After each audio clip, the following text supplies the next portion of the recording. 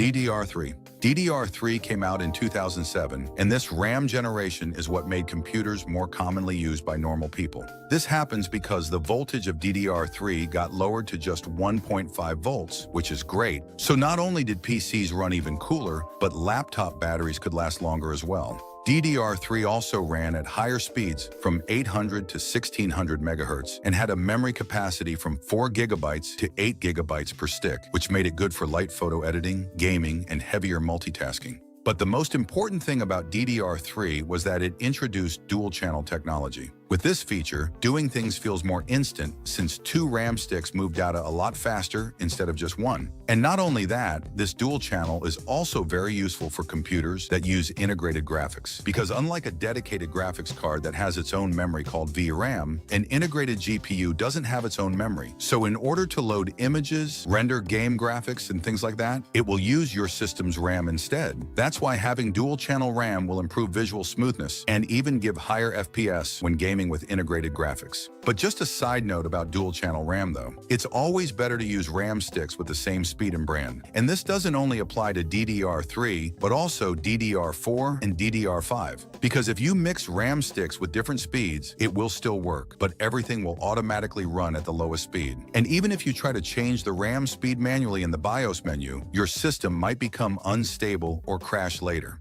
You can also mix RAM sticks from different brands that have the same speed, but sometimes it can cause random errors or instability because different brands may use different memory chips or electrical circuits. Anyway, the point is DDR3 with dual channel was already really good, but it wasn't perfect in that era because even with fast DDR3, computers in 2007 still felt heavy to run. And the reason wasn't the RAM itself, it was because computers used Windows Vista. So Windows Vista was infamous because it consumed a massive amount of resources like RAM and power. This happened because Vista used a new 3D transparent design called the Aero interface. It looked nice and modern, but it also made computers feel laggy and slow. And not just that, even popular games in that era such as Crysis were also insanely heavy as well. So in the end, DDR3's smooth performance that I explained in the beginning only showed up when Windows 7 came a few years later.